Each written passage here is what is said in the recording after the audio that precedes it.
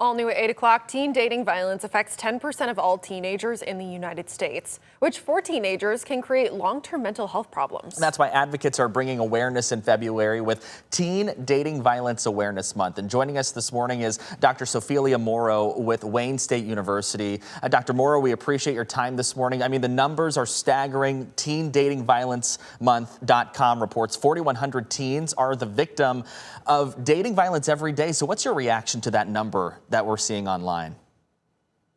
Oh, wow. It's high.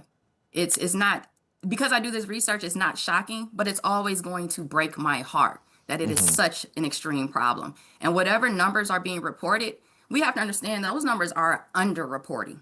So for instance, we know that 33% of teenagers who have been in a romantic relationship have admitted to being in an unhealthy relationship. Those are the teens who have admitted. So whatever numbers we're seeing, think about it being even bigger than that. You mentioned your research as well. You study this. What has your research found in this issue that we're covering this morning? Well, my research tends to focus mostly on adults, but there's many similarities and overlap between teen dating violence and adult dating violence. But what I have found in my research is that community is ever so important when it comes to addressing teen dating violence and adult dating violence. And community is where it's going to be. A community is where the solutions are going to be at. Yeah. Yeah, can you help us to define exactly what dating violence is? Yes. So dating violence is any form of controlling, manipulative behaviors that are used specifically to exert power over another partner. So for instance, that could be checking your partner's social media accounts without their permission. It could be the explosive rage. It could be putting your partner down in front of others. And it also includes actual physical violence. So there are many ways in which dating abuse or dating violence can present itself. You know, I think we all know teenagers in some aspects like to be secretive, right? You know, they think they're going behind their parents' or guardians' back in some areas.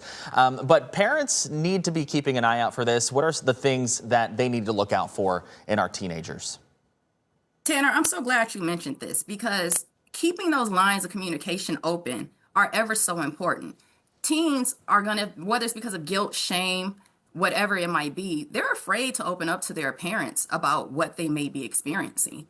And from the parental perspective, well, we know teenagers, this is a critical time for their development. And so when a teen is in an abusive relationship, you have to look out for, are they anxious? Are they depressed? Do they have mood swings? Is there aggression? Are they engaging in alcohol or drug use? Do they have thoughts of suicide? Now, I mentioned communication is key because notice how those signs of a teenager being in an abusive relationship, some of them overlap with just being a teenager. The anxiety, the depression, the times of critical development, a lot of these things overlap. So again, that's why I say it's important for parents to communicate with their children and establish a baseline. Ask them, hey, what does your partner do? What are they into? Are they making you do things you don't want to do? Ask them those uncomfortable questions.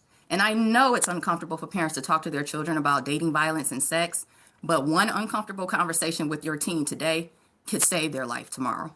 Yeah, absolutely. You know, that one little bit of uncomfortability there is worth it just to know that your child is safe. Yeah, and I know that you mentioned some of those impacts to talking about depression, anxiety, irritability in the short term, but what are some of the more long-term impacts that dating violence can have on teenagers? This is why the overlap between teen dating violence and adult dating violence is so big. The gap is actually very short because if you don't address this in teenage years, teen dating violence, well, then that teen grows up to be an adult who's more likely to be re-victimized. And if they were the perpetrator as a teenager, they're more likely to continue perpetrating that violence. So in addition to the long-term mental and physical health outcomes, the abuse continues. What are some more examples that parents or teenagers might be on the lookout for when it comes to dating violence? I know you've mentioned several here, but are there some more examples you can give that might be lesser known or, you know, might be more subtle than something that is so obvious? Well, I can speak from my own experience. I, unfortunately, am a survivor of both teen and adult dating violence.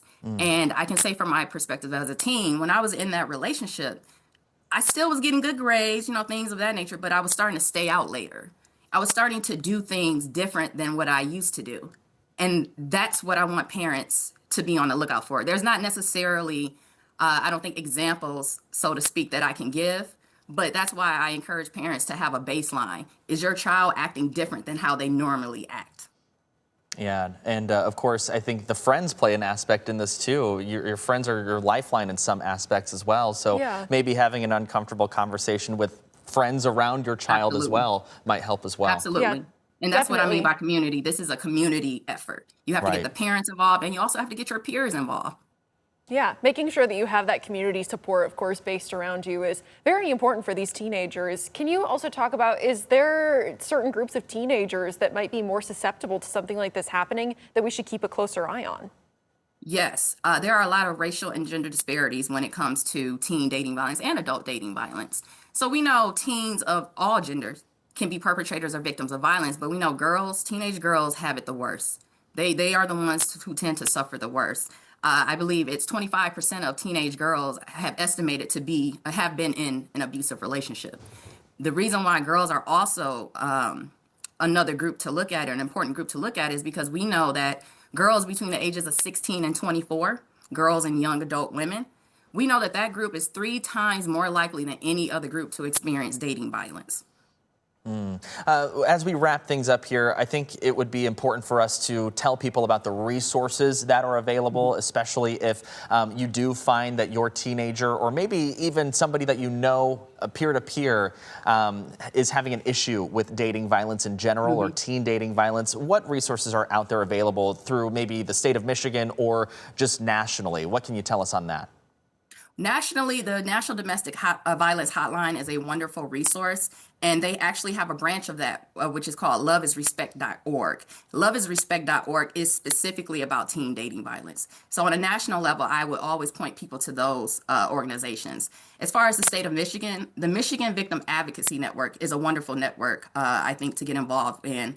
They have wonderful resources as well. And then I would also encourage people to go online and look up any local shelters, or even just get out into the neighborhood, because these shelters may not have an online presence. But get out into the neighborhood, get online, and look for shelters and organizations that specifically focus on teen dating violence. All right, Dr. Cecilia Mora, we've got to leave the conversation there, but thank you so much for your work in this important topic, and thank you so much for joining us this morning to kind of give us the rundown of what's going on with Teen Dating Violence Month. We appreciate it.